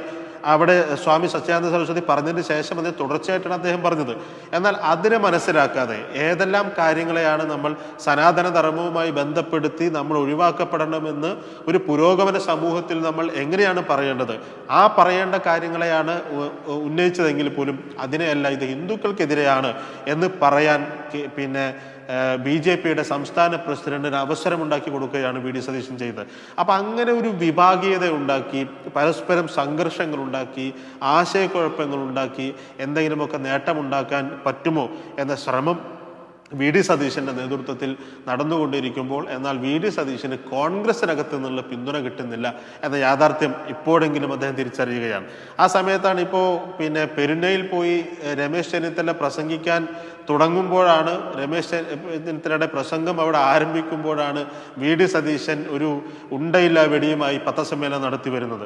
ആ പ്രസംഗം ഒരു ഭാഗത്ത് മാധ്യമങ്ങൾ അതിനെ പ്രാധാന്യം കൊടുക്കുന്നു എന്ന് കാണുമ്പോൾ അതിൻ്റെ ചൊറുക്കിലാണ് ഒരു ന്യായീകരണവുമില്ലാത്ത, ഒരു സാധ്യതയുമില്ലാത്ത ഒരു ആരോപണം എവിടെയൊന്നും ഉയർത്തിക്കൊണ്ടുവന്ന് അദ്ദേഹം പത്രസമ്മേളനം നടത്തുന്നത്. അപ്പം ഇങ്ങനെയൊക്കെ ഒരു KPCC പ്രസിഡന്റ് എന്താണ് പ്രതിപക്ഷ നേതാവിനെ വിളിച്ചത് എന്നൊക്കെ നമ്മൾ പുതുപ്പള്ളി തെരഞ്ഞെടുപ്പുമായി ബന്ധപ്പെട്ട് നമ്മൾ കേട്ടതാണ്. ഒരു മൈക്കിൻ്റെ മുമ്പിൽ, ചാനലുകളുടെ മുമ്പിൽ, ആളുകൾക്കിടയിൽ ഷാനിമോൾ ഉസ്മാനെ പോലെയുള്ള വനിതാ നേതാവ് ഇരിക്കുന്ന ഒരു വേദിയിൽ പോലും പ്രതിപക്ഷ നേതാവിനെ KPCC പ്രസിഡന്റ് അഭിസംബോധന ചെയ്യുന്ന ഭാഷ നമ്മൾ കണ്ടതാണ്. അപ്പോൾ ഇവർ എങ്ങനെയായിരിക്കും അവരുടെ പാർട്ടി മീറ്റിങ്ങിൽ അല്ലെങ്കിൽ അവർ മാത്രം ഇരിക്കുന്ന വേദിയിൽ ക്യാമറകളില്ലാത്തപ്പോൾ പരസ്പരം വിളിക്കുന്നത് എന്തായിരിക്കും എന്ന് നമുക്ക് ഊഹിക്കാൻ പോലും കഴിയാത്ത തരത്തിലാണ് കോൺഗ്രസ് പോയിക്കൊണ്ടിരിക്കുന്നത്.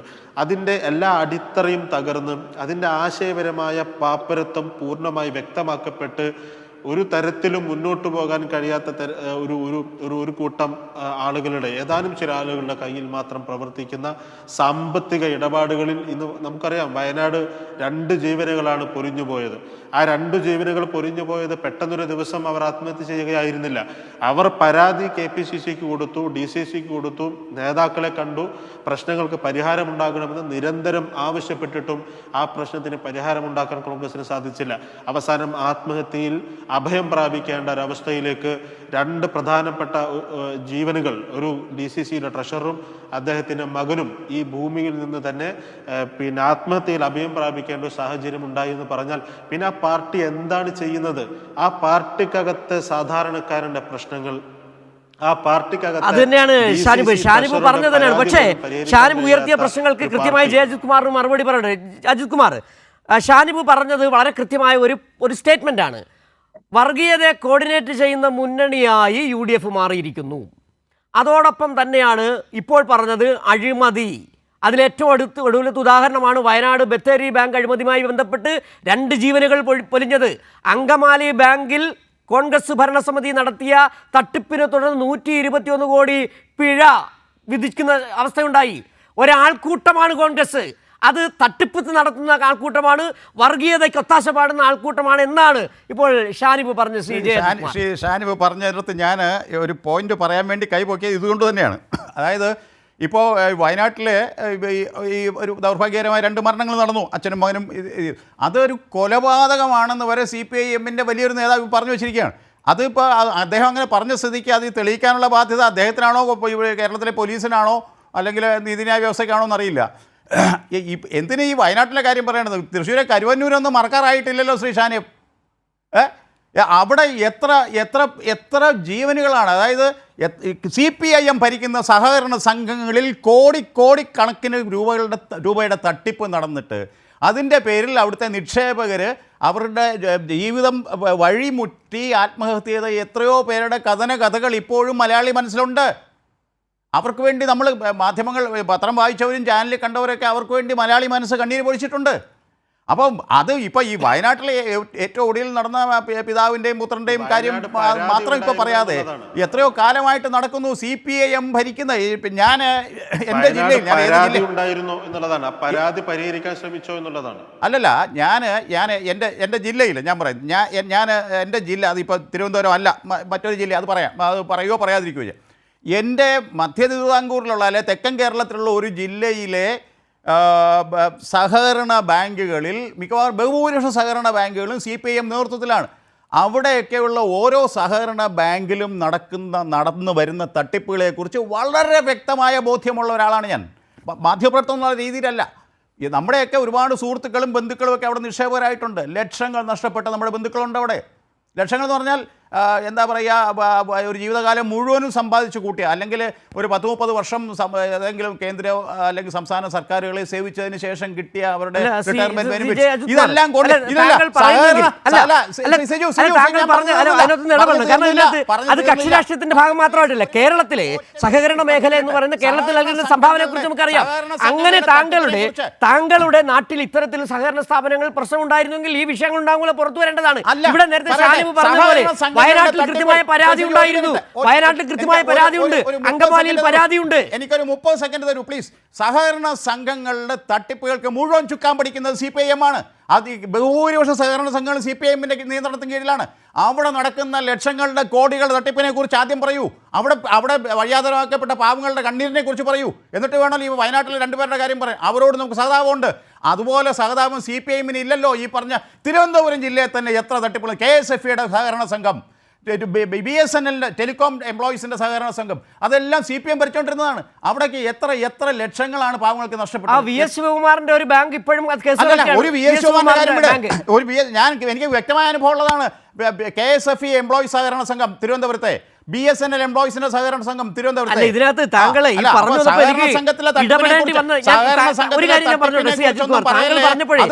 ദൗർഭാഗ്യകരമായ ഒരു സംഭവമായി 2 പേര് മരിച്ചു അല്ലെ?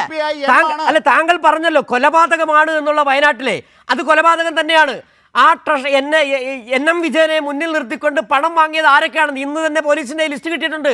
ആരൊക്കെയാണ് ആത്മഹത്യക്ക് മുമ്പ് ഈ NM വിജയൻ വിളിച്ചെന്നുള്ള സംബന്ധിച്ച വിവരങ്ങളിൽ പുറത്തു വരാനിരിക്കുന്നേ ശ്രീ ജയകുമാർ. ഏതായാലും സഹകരണമല്ല നമ്മുടെ വിഷയമല്ലാത്തത്, സഹകരണമല്ല നമ്മുടെ വിഷയമല്ലാത്തത്, നമുക്ക് വേറെ അർത്ഥത്തിൽ ചർച്ചയാവുന്നതാണ്. പക്ഷേ ഇവിടെ ഇത് വിഷയം വന്നതുകൊണ്ട് സന്ദർഭവശാൽ പറഞ്ഞതേ ഉള്ളൂ.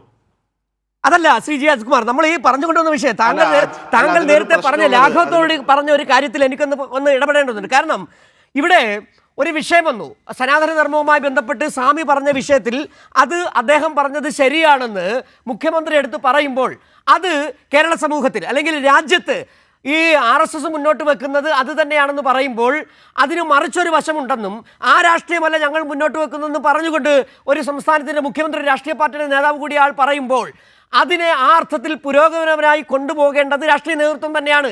അതല്ലാതെ വർഗീയ കക്ഷികൾക്ക് RSS-ന് ഒത്താശ പാടുകയല്ല വേണ്ടതെന്നാണ് ഷാനിബ് പറഞ്ഞത്. ശ്രീ അജിത് കുമാർ, ഇപ്പോൾ RSS-നും സംഘപരിവാറിനും ഒത്താശ ചെയ്യുന്നതും ഓശാന പാടുന്നതും ആരാണെന്നും കൃത്യമായിട്ട് അറിയാം. കേരളത്തിലെ ഭരണകൂടം തന്നെയാണ് അത് ചെയ്യുന്നത്. അവർക്ക് ഒരുപാട് പേടിക്കണം RSS-നെ, BJP കേന്ദ്രം ഭരിക്കുന്ന BJP-യെ അവരെ പ്രീണിപ്പിച്ച് നിർത്തണം. അതുകൊണ്ട് RSS-നെയോ നമ്മൾ ഈ സംഘികൾ എന്ന് പറയില്ല, സംഘപരിവാർ കക്ഷികളെയോ അല്ലെങ്കിൽ BJP-യെ ഒന്നും പിണക്കാൻ കേരളത്തിലെ മുഖ്യമന്ത്രിയോ ഇവിടുത്തെ മറ്റ് മന്ത്രിമാരോ CPM നേതാക്കളാരും തയ്യാറാവില്ല. ഒരുപാട് നഷ്ടങ്ങളുണ്ടാവും. അതുകൊണ്ട് സംഘപരിവാറിനെ ഇപ്പോഴും പ്രീണിപ്പിച്ച് നിർത്തുന്നത് ഇവിടുത്തെ CPIM ആണ് ശ്രീ സിജു. താങ്കൾ പറഞ്ഞതിൻ്റെ ഒരു തമാശ എനിക്കൊന്നത് പ്രീണിപ്പിച്ച് നിർത്തേണ്ട, കാരണം കോൺഗ്രസിന് പ്രീണിപ്പിച്ച് നിർത്തേണ്ട കാര്യമില്ല. കാരണം ഇത് ഇന്ന് പറഞ്ഞ് നാളെ അങ്ങ് നേരെ ചേക്കേറിയാൽ മതി BJP-യിലേക്ക്. അതാണല്ലോ നമ്മൾ കഴിഞ്ഞ കുറച്ച് നാളുകളായി കണ്ടത്. എത്രയധികം MLA-മാരും ഒക്കെ പോയത്. നമ്മൾ ഈ കണക്കെടുക്കേണ്ടി വരും. കണക്കെടുത്തു കഴിഞ്ഞാൽ നമ്മൾ അത് കൂടുതൽ കണക്കിലേക്ക് പോകേണ്ടി വരും. ശ്രീ സജീവൻ, ഏതായാലും ഇപ്പോൾ അജിത് കുമാർ പറഞ്ഞതുപോലെ തന്നെ ഈ പ്രീണിപ്പിക്കേണ്ടി വരുന്നത്, സംഘപരിവാറിനെ പ്രീണിപ്പിക്കേണ്ടി വരുന്നത് ഇവിടുത്തെ CPM-നാണോ ഇവിടുത്തെ സംസ്ഥാനത്തെ സർക്കാരിനാണോ എന്നുള്ളത് ഒരു ചോദ്യം തന്നെയാണ്. പക്ഷേ ഇവിടെ കണ്ടുകൊണ്ടിരിക്കുന്നത് ആരാണ് ഈ സംഘപരിവാറിനെ പ്രീണിപ്പിക്കുന്നത്, ആരാണ് ഒത്താശ പാടുന്നത് എന്നുള്ള ഏറ്റവും ഒടുവിലെ സംഭവമാണ് നമ്മൾ പറഞ്ഞ ഈ സനാതന ധർമ്മ വിഷയം എന്ന് പറഞ്ഞാൽ. അദ്ദേഹം വളരെ ലാഘവത്തോട് പറഞ്ഞെങ്കിൽ പോലും ഇവിടെ വലിയൊരു വിഷയം വന്ന് കിടക്കുകയാണ്. സനാതന ധർമ്മം എന്ന് പറയുന്ന പ്രശ്നം അത് തന്നെയാണ് മോഹൻ ഭാഗവത് പറഞ്ഞത്, അത് തന്നെയാണ് RSS പറഞ്ഞത്. 100-ാം വർഷമാകുമ്പോൾ ഇവിടെ മനുസ്മൃതി ഭരണഘടനയാക്കുമെന്ന് പറഞ്ഞ ആ RSSന്റെ നാവായി മോഹൻ ഭഗവത്തിന്റെ നാവായി ഈ സതീശൻ മാറുമ്പോൾ അതിനെ എതിർക്കപ്പെടേണ്ടതല്ലേ? അത് സജീവമായി ചർച്ചയാക്കേണ്ടതല്ലേ? അതെങ്ങനെ ലാഘവത്തോടെ കൊണ്ടുപോകാൻ കഴിയും ശ്രീ സജീവൻ? ഇവിടെ അജിത്ത് പറഞ്ഞല്ലോ സനാതന ധർമ്മത്തെ കുറിച്ച്. ഈ സനാതന ധർമ്മം സത്യത്തിലെ അതാണ് ഇവിടുത്തെ ഏറ്റവും വലിയ പ്രശ്നം എന്നാണ് ഇപ്പൊ അജിത്ത് ചോദിച്ചിട്ടുള്ളത്. ഇത് തന്നെയാണ് പല കോൺഗ്രസ് നേതാക്കന്മാരും തുടർച്ചയായിട്ട് കഴിഞ്ഞ ദിവസങ്ങളിൽ ചോദിച്ചിട്ടുണ്ട്. അതാണോ പ്രശ്നം? കേരളത്തിൽ എന്തെല്ലാം നീറുന്ന പ്രശ്നങ്ങളുണ്ട്, സനാതന ധർമ്മമാണോ പ്രശ്നം? സത്യത്തിൽ സനാതന ധർമ്മം തന്നെയാണ് ഇവിടുത്തെ പ്രശ്നം. അതായത് എപ്പോഴാണ് ഈ പേര് വന്നത്? സനാതന ധർമ്മം എന്ന് പറഞ്ഞാൽ ഞാൻ ഇതുമായി ബന്ധപ്പെട്ടൊരു സന്യാസിയോട് കുറെ തർക്കിച്ച കാര്യമാണ്. എപ്പോഴാണ് ഈ സനാതന ധർമ്മം എന്നാണ് ഇത് വാക്ക് പ്രിയപ്പെട്ടതായിട്ട് മാറിയത്? അത് നമ്മൾ നോക്കേണ്ടത് ഈ ഇവിടെയുള്ള ഇന്ത്യയുടെ സാമുദായിക ചരിത്രത്തെക്കുറിച്ച്, മത ചരിത്രത്തെക്കുറിച്ച് പഠിച്ചിട്ടുള്ള, പ്രത്യേകിച്ച് ഹിന്ദു മതത്തെക്കുറിച്ച് അല്ലെങ്കിൽ ഈ ആര്യാധിനിവേശത്തെക്കുറിച്ച് പഠിച്ചിട്ടുള്ള പ്രധാനപ്പെട്ട ചരിത്രകാരന്മാരും രാഷ്ട്രീയ നേതാക്കന്മാരായിട്ട് ആളുകളുണ്ടല്ലോ. അതിൽ പ്രധാനപ്പെട്ട ഒരാളായിരുന്നു തിലകൻ, ബാലഗംഗാധര തിലകൻ കൃത്യമായിട്ടും ഈ ആര്യന്മാർ എവിടെ നിന്ന് വന്നു എന്ന് കൃത്യമായിട്ട് പറയുന്നുണ്ട്. അതിൽ നിന്ന് കുറച്ച് വ്യത്യസ്തമായിട്ടാണെങ്കിൽ പോലും ധർമ്മേന്ദ്ര ഗോസ്വാമി പറയുന്നുണ്ട് അവരെവിടെ നിന്നാണ് വന്നതുള്ളത്. അവരിപ്പോ എങ്ങനെയാണ് ഇവിടെ ചാതുർവർണ്ണ്യം സ്ഥാപിച്ചതെന്ന് പറയുന്നുണ്ട്. ഇവിടെ നേരത്തെ നിലനിന്നിരുന്ന ഒരു വ്യവസ്ഥയുണ്ട്. ആർക്കും ഏത് മതത്തിലും വിശ്വസിക്കാം, കല്ലിനെ ആരാധിക്കാം, പുല്ലിനെ ആരാധിക്കാം, ഇഷ്ടമുള്ളതൊക്കെ ആവാം. അങ്ങനെ നടന്നിരുന്ന ഒരു കാലമുണ്ട്. ശ്രമണ സംഘങ്ങൾ ഉണ്ടായിരുന്നു. 67 ശ്രമണ സംഘങ്ങൾ നിലനിന്നിരുന്ന രാജ്യമാണിത്. ആ ഒരു രാജ്യത്താണ് ഇവർ വന്നിട്ട് ഈ പറയുന്ന രൂപത്തിൽ ഈ ചാതുർവർണ്ണ്യം നടപ്പാക്കിയത്. ചാതുർവർണ്ണ്യത്തിന് അപ്പുറത്ത് പെടുന്ന ആളുകളെ ആരും മനുഷ്യരായിട്ട് പോലും അംഗീകരിച്ചിരുന്നു. നമുക്ക് സ്വാതന്ത്ര്യം കിട്ടുന്ന ഘട്ടത്തിൽ പോലും ഞാൻ നിൽക്കുന്ന കോഴിക്കോട് തളി ക്ഷേത്രത്തിന് മുന്നിലൂടെ ആ റോട്ടിലൂടെ നടക്കാൻ അവസരം തരണം, ഒരു അനുമതി തരണം എന്ന് പറഞ്ഞിട്ട് അന്നത്തെ കൃഷ്ണൻ വക്കീൽ, മിതവാദി കൃഷ്ണൻ വക്കീൽ അന്നത്തെ റെസിഡൻസ് സാഹിബിനൊരു അപേക്ഷ കൊടുത്തിരുന്നു. അത് കൊടുത്തപ്പോ ഇവിടെയുള്ള ഈ പറയുന്ന ചാതുർവർണ്ണ്യത്തിന്റെ ആളുകൾ, ആ നേതാക്കന്മാര് സാമൂതിരിയെ ചെന്ന് കണ്ടിട്ട് ഒരിക്കലും സമ്മതിക്കരുത് പറഞ്ഞു. സാമൂതിരി എഴുതിയ തിട്ടൂരം, അതിന്റെ മുഴുവൻ ഞാൻ വേണമെങ്കിൽ വായിക്കാൻ വേണമെങ്കിൽ, അതിൽ പറയുന്ന കാര്യം ഇന്ന് ഈഴവർ, നാളെ മുക്കുവർ, അത് കഴിഞ്ഞിട്ട് പുലയർ ഈ ആവശ്യവുമായി രംഗത്ത് വരും. ക്ഷേത്രപ്രവേശനത്തിനൊന്നുമല്ല, വഴിയിലൂടെ പോവാൻ, തളി ക്ഷേത്രത്തിന് മുമ്പിലൂടെ ഇപ്പൊ നമ്മൾ പോകുന്ന റോഡിലൂടെ പോവാൻ. അതിനൊക്കെ അറിയാവുന്ന റോഡാണല്ലോ. അത് കഴിഞ്ഞ് അവർ നാളെ ഹിന്ദുക്കളാണെന്ന് പറയും. 1936 സാമൂതിരി എഴുതിയിട്ടുള്ളത്. അതായത് ഈഴവരെയും മുക്കുവരെയും പുലയരെയും പോലുള്ള ആളുകളെ ഹിന്ദുക്കളാണെന്ന് പറഞ്ഞു. പിന്നെ എപ്പോഴാണ് ഇത് ഹിന്ദുക്കളാക്കി മാറ്റിയത്? ആദ്യഘട്ടത്തിൽ ഇതിന്റെ ആവശ്യം ഉണ്ടായിരുന്നു. പക്ഷേ ഈ വോട്ടവകാശം വരികയും ഇവിടെ വോട്ട് ചെയ്ത് ജയിപ്പിക്കുന്നവർ മാത്രം അധികാരത്തിൽ വരുള്ളൂ എന്ന് വന്നപ്പോൾ ഈ പലരെയും കൂട്ടിച്ച് ചേർക്കുന്ന അസിമിലേഷൻ തിയറി ഉണ്ടല്ലോ ലാംഗ്വേജിൽ, അതേപോലെ ലിംഗ്വിസ്റ്റിക്സിലുള്ള തിയറി, അതേപോലെ അസിമിലേഷൻ തിയറി വെച്ചിട്ട് എല്ലാവരെയും കൂട്ടി യോജിപ്പിച്ചു. അങ്ങനെ ഉണ്ടാക്കി തീർത്തിട്ട് അപ്പോൾ ഈ പറയുന്ന ചാതുർവർണ്ണ്യം പറയാൻ പറ്റില്ല. ശങ്കരാചാര്യ പാടിപ്പോകുന്നില്ലേ? ഈ ശങ്കരാചാര്യ നമുക്ക് ആർക്കെങ്കിലും ബഹുമാനിക്കാൻ പറ്റുമോ? ബാദരായണ സൂത്രത്തിന് അദ്ദേഹം എഴുതി വ്യാഖ്യാനം വായിച്ചാൽ അദ്ദേഹത്തോട് ഒരു തരത്തിലുള്ള ബഹുമാനം തോന്നില്ലല്ലോ. ഇവിടെയുള്ള ഈ ബുദ്ധ ഭിക്ഷുക്കളെ, ഏറ്റവും കൂടുതൽ ഉണ്ടായിരുന്ന മതാനുയായികളെ മുഴുവൻ എങ്ങനെയാണ് ഇല്ലാതാക്കിയത്? ചരിത്രം നമുക്കറിയാമല്ലോ. എന്നിട്ട് ഇപ്പോ ഒരു മറയിട്ടിരിക്കുന്നു സനാതന ധർമ്മം. ഈ പേര് അടുത്ത കാലത്താണല്ലോ കൊണ്ടുവന്നിട്ടുള്ളത്. സനാതന ധർമ്മമാണ് ഇവിടെ ഉള്ളത്. എന്ത് സനാതന ധർമ്മം? അതെന്താണ്? എന്നിട്ട് അതിന് ഭാഗമാക്കിയിട്ട് ആരെയാ മാറ്റുന്നത്? അതിന്റെ ഭാഗമാക്കിയിട്ട് ശ്രീനാരായണ ഗുരുവിനെ മാറ്റുന്നു. ശ്രീനാരായണ ഗുരു പറഞ്ഞറിയാവോ? ഇവരിപ്പോ തമസ്കരിക്കുന്ന കാര്യങ്ങളിൽ ഒന്നാണ് ഞാൻ എഴുതിയിട്ടുള്ള അതുമായി ബന്ധപ്പെട്ട പുസ്തകം. ശ്രീനാരായണ ഗുരു പറഞ്ഞ് നാം, അദ്ദേഹം സ്വയം പറയാൻ നാം എന്നാണ്, നാം എത്രയോ കാലമായി മതവും ജാതിയും ഉപേക്ഷിച്ചിട്ട് ഇപ്പോഴും ചിലർ നമ്മെ ഇതിന്റെ ഭാഗമായിട്ട് ചിത്രീകരിക്കാൻ ശ്രമിക്കുന്നുണ്ട് എന്ന് പറഞ്ഞ് പരസ്യപ്പെടുത്തിയ ആളാണ്. ഈ SNDP യോഗം എന്ന് പറയുന്ന അദ്ദേഹം തന്നെ രൂപീകരിച്ച പ്രസ്ഥാനത്തെ തള്ളി പറഞ്ഞുകൊണ്ട് പരസ്യം ചെയ്യുകയും ഇവരെ സഹിക്കാൻ വയ്യാതെ കേരളത്തിൽ നിന്ന് തമിഴ്നാട്ടിലേക്കും പിന്നെ ശ്രീലങ്കയിലേക്ക് നാട് വിടുകയും ചെയ്തിട്ടുള്ള ആളാണ് ശ്രീനാരായണ ഗുരു. ആ മനുഷ്യനെയാണ് ഇപ്പൊ ഇവിടെ എന്താണ് ഈ പറയുന്ന സനാതന ധർമ്മത്തിന്റെ അത് തന്നെയാണ് ശ്രീ എസ് സജീവൻ താങ്കൾ പറഞ്ഞു തന്നെയാണ് പ്രധാനപ്പെട്ട പ്രശ്നം. അങ്ങനെയുള്ള ശ്രീനാരായണ ഗുരുവിനെ സനാതന ധർമ്മവാദിയാക്കാൻ ശ്രമിക്കുമ്പോൾ അതിനെ നേരിടണ്ടേ? അത് അങ്ങനെയല്ല എന്ന് പറയേണ്ടത് ഇവിടുത്തെ പ്രസ്ഥാനങ്ങളല്ലേ? കോൺഗ്രസിന് ബാധ്യതയില്ലേ? CPM ചെയ്യുന്നില്ലേ? എല്ലാ രാഷ്ട്രീയ പ്രസ്ഥാനങ്ങൾക്കും അതിൻ്റെ ബാധ്യതയുണ്ട്. അങ്ങനെയല്ല, കേരളത്തിൻ്റെ സ്വത്തായ ശ്രീനാരായണ ഗുരു നവോത്ഥന നായകൻ മുന്നോട്ട് വെച്ചത് ഈ ദർശനമാണെന്ന് പറയാനുള്ള ബാധ്യത, അത് അങ്ങനെയാണെന്ന് വരുത്തി തീർക്കാനുള്ള ബാധ്യത ഈ രാഷ്ട്രീയ പ്രസ്ഥാനങ്ങൾക്കല്ലേ ഉണ്ട്. ഷാനിബ് നേരത്തെ ഈ കോൺഗ്രസിൻ്റെ ഭാഗമായി നിന്ന ആൾ കൂടിയാണ്. ഈ ഒരുപക്ഷെ ഇപ്പോഴത്തെ ഈ പുതിയ നേതാക്കളുടെ നിലപാട് കാണുമ്പോൾ ഈ വർഗീയതയും പാലക്കാട് തെരഞ്ഞെടുപ്പിൽ ആദ്യം ആഹ്ലാദിച്ച SDPIയും മുസ്ലിം ലീഗ് അതോടൊപ്പം തന്നെ ജമാഅത്തെ ഇസ്ലാമിയുടെ ആ വരുതിക്ക് വഴങ്ങുകയൊക്കെ ചെയ്യുന്നത് കാണുമ്പോൾ ഒരുപക്ഷെ പഴയ കോൺഗ്രസിൻ്റെ ആ ഗ്രൂപ്പ് കാലഘട്ടം അതായിരുന്നു നല്ലതെന്ന് തോന്നിപ്പോകുന്നുണ്ട് ചിലർക്കെങ്കിലുമൊക്കെ.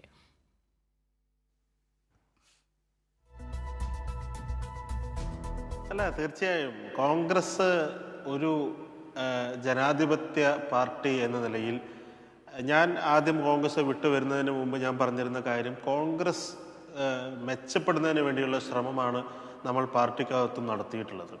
കോൺഗ്രസ് ഒരിക്കലും തകരണമെന്ന് നമ്മൾ ഒരു കാലത്തും ആഗ്രഹിക്കുന്ന ഒരു രാഷ്ട്രീയമല്ല CPM മുന്നോട്ട് വെച്ചിട്ടുള്ളത്. CPMനും കോൺഗ്രസ് ഒരു ജനാധിപത്യ പാർട്ടി എന്ന നിലയിൽ കോൺഗ്രസ് നിലനിൽക്കണം എന്ന് ആഗ്രഹിക്കുന്നവരാണ് CPM.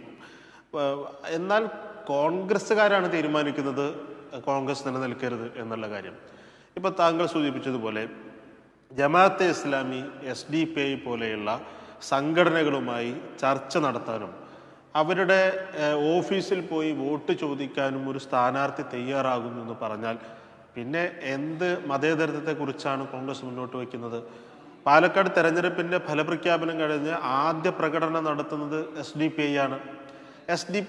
നമ്മൾ SDPIയെ പറയുമ്പോൾ അല്ലെങ്കിൽ ജമാഅത്തെ ഇസ്ലാമിയെ പറയുമ്പോൾ അയ്യോ ഇതാ മുസ്ലിങ്ങൾക്കെതിരെ പറയുന്നു. നേരത്തെ സനാതന ധർമ്മവുമായി ബന്ധപ്പെട്ട് നമ്മൾ പറഞ്ഞ കാര്യം പോലെ തന്നെയാണ് SDPIയും ജമാഅത്തെ ഇസ്ലാമിയും എന്താണ് എന്ന കാര്യത്തിൽ എന്തുകൊണ്ടാണ് ഇപ്പോൾ ഈ ചർച്ച വന്നിട്ടുള്ളത്?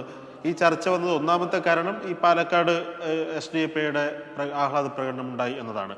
രണ്ടാമത്തെ കാരണം സമസ്ത പോലെയുള്ള സംഘടനകൾ ജമാഅത്തെ ഇസ്ലാമിയെ മാറ്റി നിർത്തണമെന്നും ജമാഅത്തെ ഇസ്ലാമി ഒരു കാരണവശാലും മുസ്ലിങ്ങളുടെ ക്ഷേമത്തിന് വേണ്ടി പ്രവർത്തിക്കുന്ന സംഘടനയല്ല, അതൊരു കൂടെ നിർത്താൻ കഴിയുന്ന സംഘടനയല്ല എന്ന് മുസ്ലിങ്ങൾക്കിടയിൽ തന്നെ അഭിപ്രായം കൂടുതൽ ഉച്ചത്തിൽ പറയപ്പെടുന്ന ഒരു കാലം കൂടിയാണിത്. സമസ്തയാണ് ആദ്യം പറയുന്നത് അവരെ ശ്രദ്ധിക്കണം, ജമാഅത്തെ ഇസ്ലാമിയെ കൂടെ കൂട്ടാൻ പറ്റാത്ത സംഘടനയാണെന്ന നിലയിലുള്ള അഭിപ്രായം സമസ്തയാണ് മുന്നോട്ട് വയ്ക്കുന്നത്.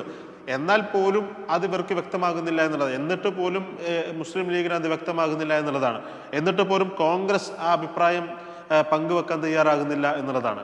അപ്പം അധികാരത്തിലെത്തിയാൽ മതി, അല്ലെങ്കിൽ തെരഞ്ഞെടുപ്പിൽ ജയിച്ചാൽ മതി, മറ്റ് ഏത് നിലപാട് സ്വീകരിച്ചാലും അതൊരു പ്രശ്നമല്ല എന്ന നിലയിലേക്ക് കോൺഗ്രസ് പോകുന്നുണ്ടെങ്കിൽ, കോൺഗ്രസിലെ നേതാക്കൾ പോകുന്നുണ്ടെങ്കിൽ അതിനെ ചോദ്യം ചെയ്യാൻ കഴിയുന്ന നേതാക്കൾ മുൻപ് കാലങ്ങളിൽ കോൺഗ്രസിനകത്തുണ്ടായിരുന്നു.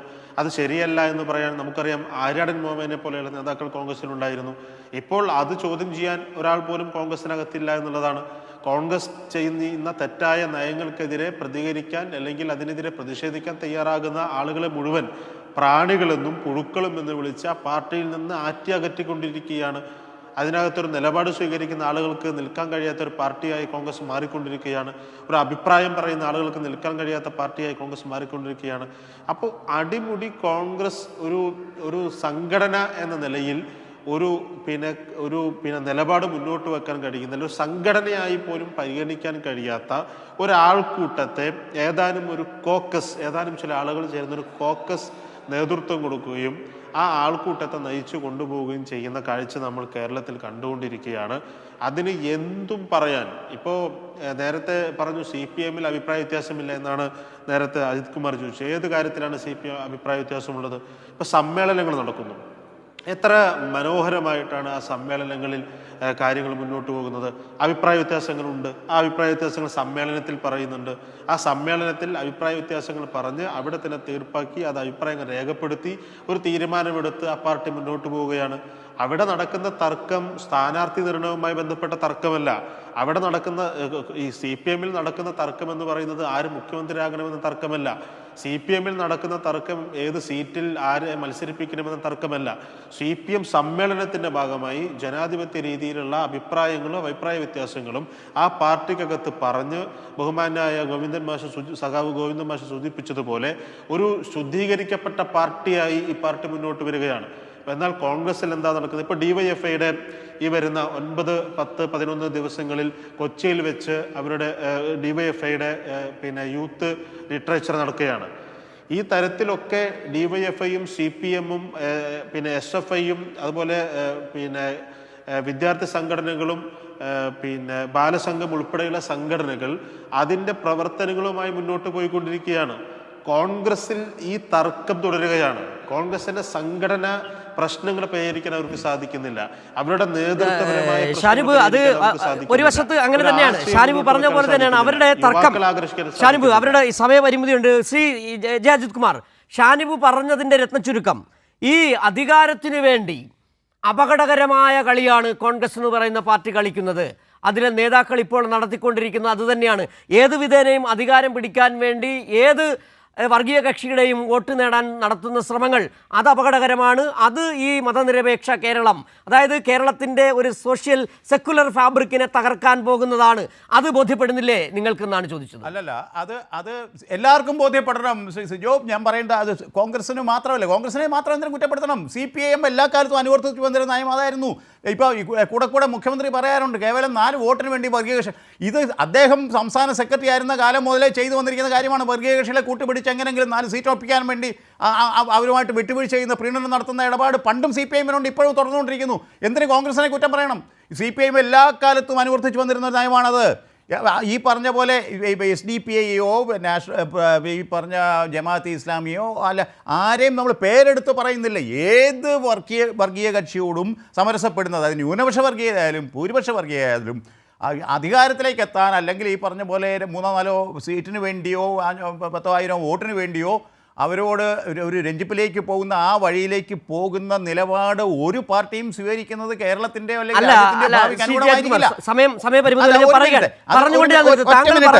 താങ്കൾ പറഞ്ഞല്ലോ ഇവിടെ ഈ ന്യൂനപക്ഷ വർഗീയതയാലും ഭൂരിപക്ഷ വർഗീയതയാലും 4 സീറ്റിനും ഒരു സീറ്റിനും 4 വോട്ടിനും വേണ്ടി വർഗീയ കക്ഷിയുടെ പിറകിൽ പോകാത്ത പാർട്ടിയാണ് എന്ന് പറഞ്ഞ ഒരു പാർട്ടിയാണ് CPM എന്ന് പറഞ്ഞ.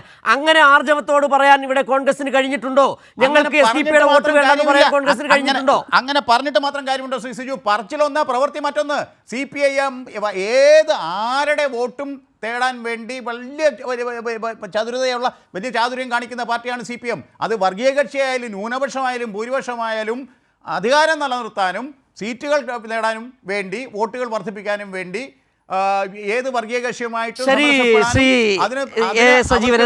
കൊടുക്കാൻ തയ്യാറാണ്. സമയപരിമിതി കൊണ്ട് ഞാൻ ഇടപെടുകയാണ്. ഏതായാലും ഇത്തരത്തിൽ ഒരു നിലപാട് കോൺഗ്രസ് എടുത്ത് മുന്നോട്ട് പോകുന്നത് കേരളത്തിൻ്റെ മതനിരപേക്ഷതയ്ക്ക് ഗുണം ചെയ്യുന്നതല്ല എന്ന് തന്നെയാണ് നമുക്ക് ഈ ചർച്ച അവസാനിപ്പിക്കുമ്പോൾ പറയേണ്ടി വരുന്നത്. കോൺഗ്രസിൻ്റെ വേവലാതി മനസ്സിലാകുന്നുണ്ട്. 3ാം പിണറായി സർക്കാർ അധികാരത്തിലേക്ക് എത്താൻ പോകുന്നു എന്നുള്ള വല്ലാത്ത ഒരു ഭീതി കോൺഗ്രസിനെ അലട്ടുന്നുണ്ട്. അതുകൊണ്ട് ഈ കൂട്ടുകൂടലുകൾ, ഈ നേതാക്കൾ ഓരോരുത്തരും നടത്തുന്ന വർഗീയ പ്രീണനങ്ങൾ കേരളത്തിന് ഗുണം ചെയ്യുന്നതല്ല എന്ന് തന്നെയാണ് ഈ സാഹചര്യത്തിൽ ഒരിക്കൽ കൂടി ഓർമ്മിക്കേണ്ടത്. ഏതായാലും വളരെ നന്ദി ചർച്ചയിൽ പങ്കെടുത്ത AK Shanib, Shri A Sajeevan, Shri J Ajith Kumar.